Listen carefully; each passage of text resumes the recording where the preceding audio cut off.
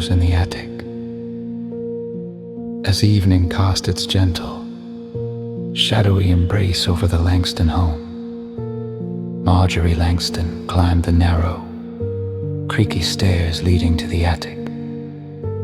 Each step was a rhythmic echo of solitude, laden with the weight of memories that had etched their indelible marks upon her heart. The attic, a forgotten haven of nostalgia, awaited her presence as dust motes pirouetted lazily in the muted glow of the small, round window. This window, a silent custodian of the past, watched over the storied boxes that lined the cluttered space.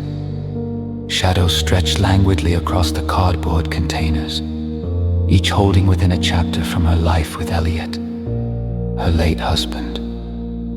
The time-worn rafters, their paint chipped and faded, whispered tales of yesteryears, while the faint aroma of cedar lingered, like a tender embrace from the past. With a hand that trembled slightly, Marjorie gently lifted the lid of a box labeled Elliot's Hymns.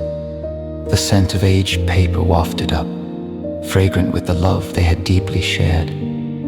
Her eyes lingered on the hymnals, their covers worn yet inviting, each one a passport to treasured moments.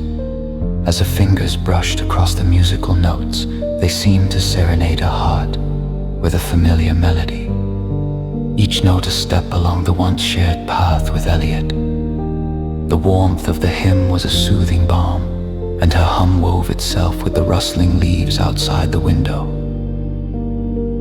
A sudden swell of harmony, like angels lifting their voices in celestial chorus, seemed to rise from the pages, the Lord of Mercy's presence entwined with the melody, a divine whisper threading through her reality.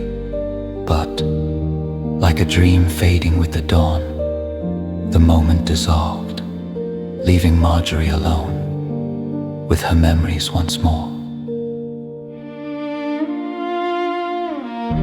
The sudden knocking at the door was a sharp dissonance in the symphony of Marjorie's reverie. The hymnal's music ceased, her heart now echoing the urgent rhythm of the knock. The setting sun painted the world in hues of deep orange, shadows lengthening into the gathering dusk. Who could it be? She wondered, arriving as night crept over the town. Descending the stairs, each step was a passageway bridging her past with the present. At the door stood Clara, her young neighbor, her face glowing with kindness and a hopeful invitation to a community gathering. Her voice carried an anticipation that seemed to mirror her own. Torn between her solitude and the possibility of new connections, Marjorie turned inward for guidance. Stepping back from the door, she whispered a prayer. Shepherd of my soul, guide me through this fear. Show me your mercy's path. Her plea rose like incense into the heavens, carried on the wings of uncertainty. Prayer and rain. Outside, the rain began to patter softly on the roof, each drop a gentle nudge against the silence that enveloped Marjorie. Her spirit mirrored the weather, a swirling blend of doubt and anticipation. Silence reigned within her home, broken only by the steady ticking of the clock, each tick a heartbeat in her quiet sanctuary. Kneeling by the window, Marjorie let her fears spill forth her voice. A whispered confession rose to the heavens. Holy One, forgive my fears. Fill me with courage and love to step into the world with open arms. Let your mercy guide me as promised in Psalm 23.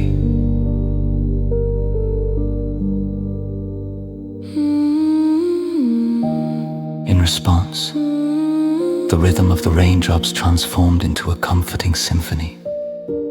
Each droplet a note in God's divine composition piece. Like refreshing water, washed away her hesitation, leaving her spirit renewed rising. She felt her heart brim with grace, ready to embrace whatever lay ahead.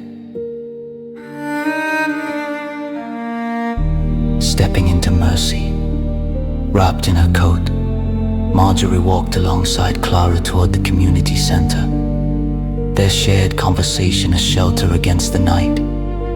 The crisp air, each raindrop a note in night's harmonious song, heralded promises of hidden mercies and new beginnings. Inside the warm embrace of the community center, laughter endless, greeting mercy, in the core of the Awaken faces. Awesome reunion forms a tapestry of stories, each a testament to the Lord's enduring presence. Marjorie stepped into this divine appointment, her heart wide open to both giving and receiving God's mercy. Her path illuminated by an unseen yet profound light. Eternal Shepherd, guide me in your ways. Grant me strength to love beyond my fears. Fill my heart with grace and open doors anew, that I may serve you in every step and breath, reflecting your unfathomable mercy and love. Amen.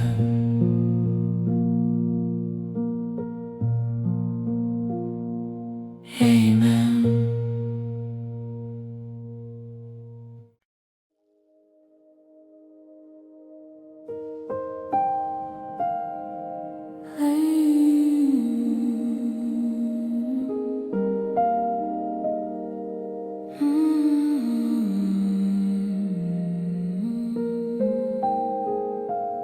Lay your worries down.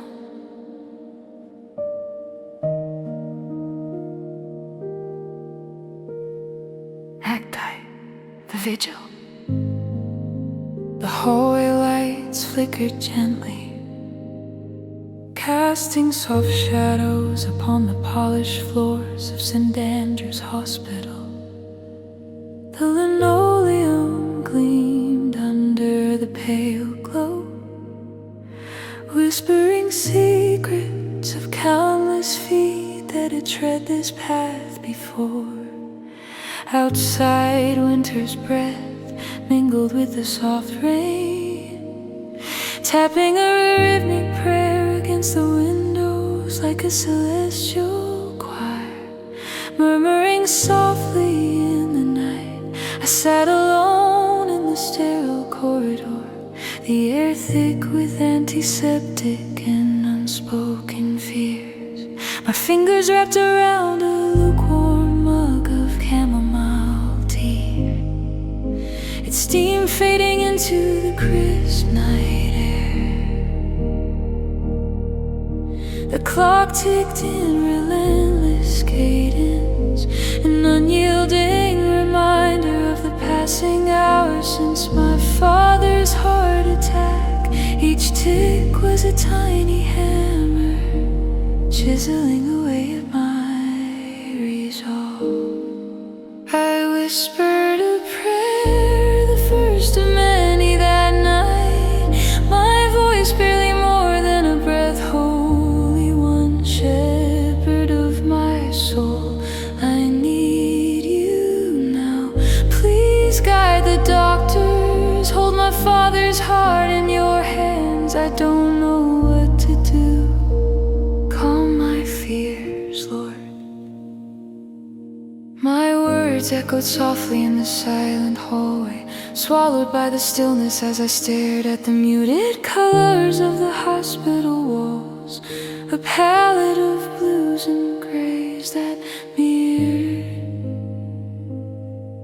the turmoil in my heart.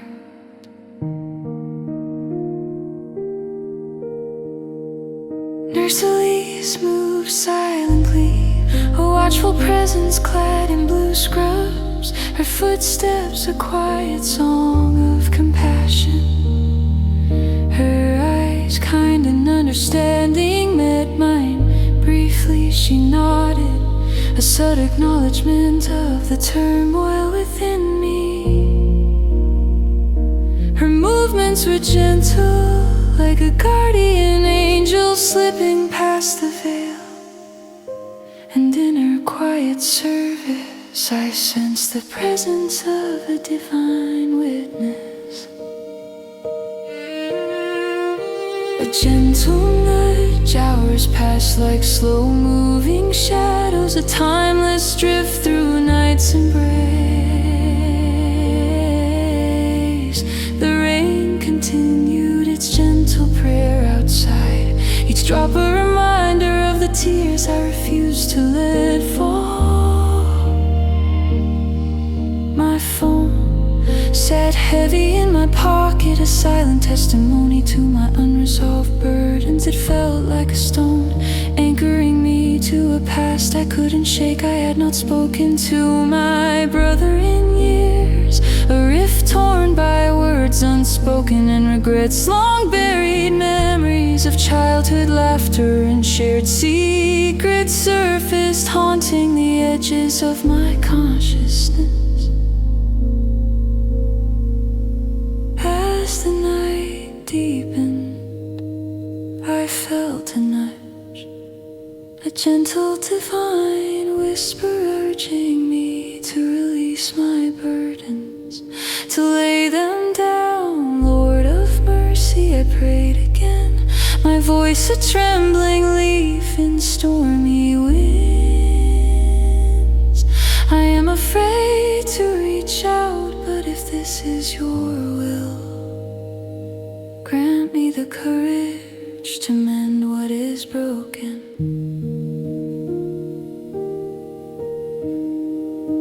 The warmth of surrender washed over me, melting the ice of years gone by.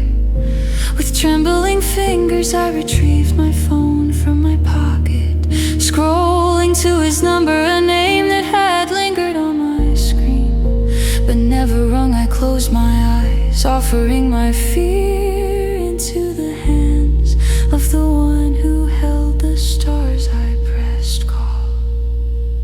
His voice was cautious, surprised by my call at such an hour, a familiar echo from long lost days. I faltered, then spoke with honesty, a floodgate opening. James, it's been too long. Dad's in the hospital, it's serious, and I'm sorry for everything. There was silence, a holy hole filled with the quiet patter of rain. The world holding its breath when he spoke. His voice was softer than I remember, as if time had smoothed the edges of old wounds. I've been thinking about you, about us. I'm glad you called.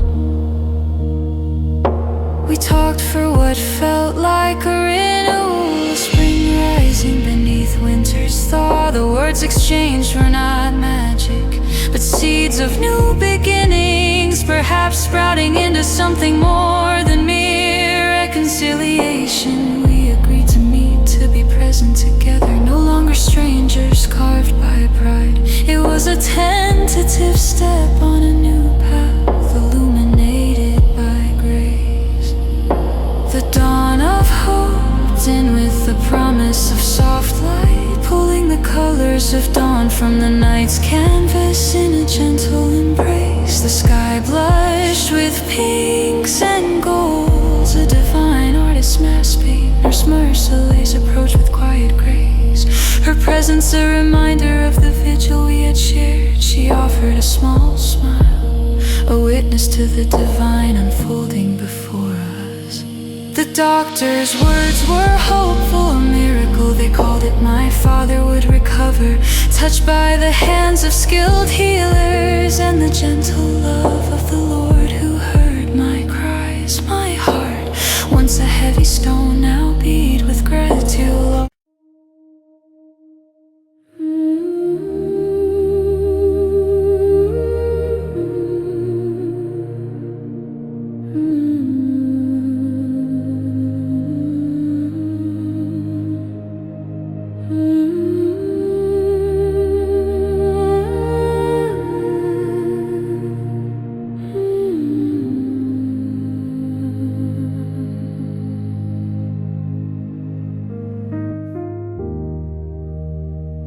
In the biting chill of late autumn, a cold wind whistled through the eaves as Martha sifted through the dusty boxes in her attic, each filled with the echoes of a life once lively, but now shrouded in the solitude of her grief. Her fingers brushed across a worn hymnal, its lavender-scented pages a tender relic of Thomas, her late husband. That hymnal with its dog-eared corners and faded ink held the melody of their shared life, the lullabies of love they once sang together. As she opened to his favorite hymn, Blessed Assurance, a soft, mournful note echoed faintly in her heart, and a solitary tear slipped down her cheek, tracing a path through the dusty silence. She remembered the comforting warmth of Thomas's hand in hers during evening prayers, and the shared whispers of faith that had filled their home with light. Suddenly, the doorbell's chime interrupted her reverie, an unwelcome intruder in her world of reminiscence. With a heavy sigh, she placed the hymnal gently back, as if laying down a part of her own heart, and made her way down the creaking stairs. Each step reverberated like a rhythmic reminder of her solitude, while the attic wind seemed to nudge her gently toward a world waiting beyond her grief. An unexpected visitor. At the door stood Clara, her eyes like lanterns of warmth and friendship, holding a basket of warm bread that breathed fresh life into the chilly air. Clara's eyes, warm and inviting, softened Martha's resolve to remain hidden away, cocooned in her memories. Martha, we've missed you at church, it's been too long, Clara said, her voice gentle yet insistent, like that of an old friend who saw beyond the walls Martha had built around herself. Martha's heart ached, the weight of the world outside seeming all the more daunting. I don't know, Clara. It's just since Thomas. Her voice, heavy with loss, faltered under the weight of unshed tears, the words piling into a barrier she could not surmount. That night, as shadows enveloped her room, Martha knelt by her bedside in the soft light of her single lamp. Her whispered prayer was a fragile string of hope cast upward. Lord of mercy, she murmured, her voice barely above a whisper. I'm tired of being alone, but I'm scared to step into a world without him. Help me, please. Her plea hung in the air, mingling with the shadows, a tender hope yearning for a response.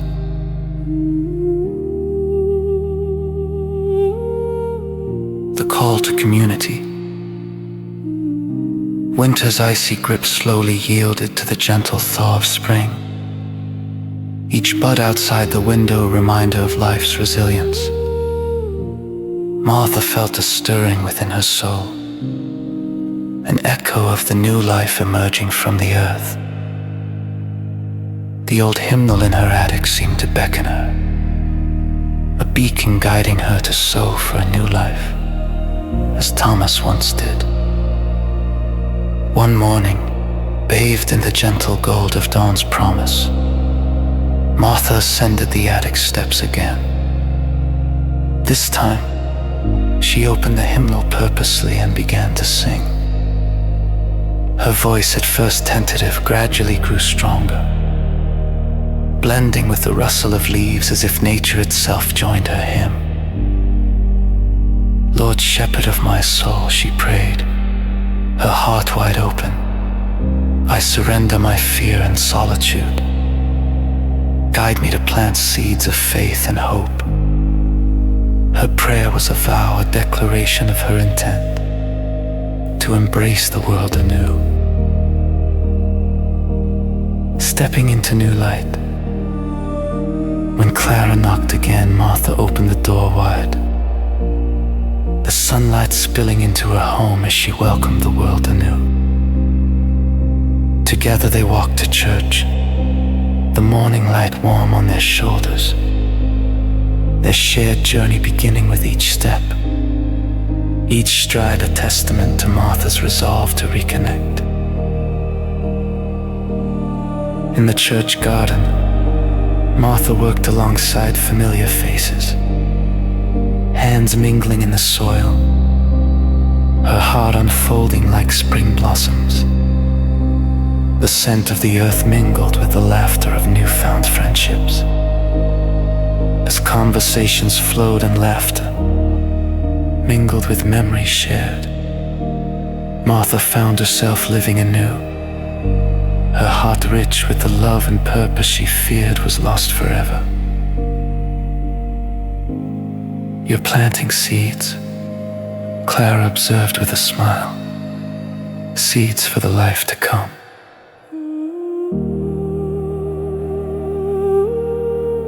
Martha smiled in return, the hymn's chorus echoing joyfully in her heart.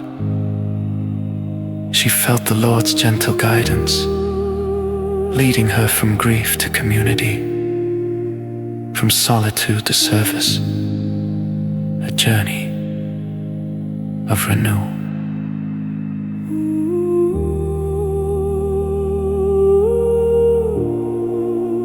Closing prayer.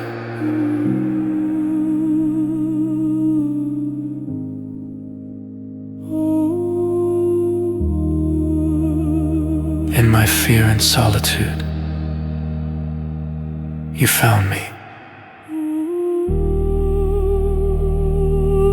Thank you for guiding me with love, for planting hope in my heart. Help me sow seeds of faith and friendship, cultivating life anew.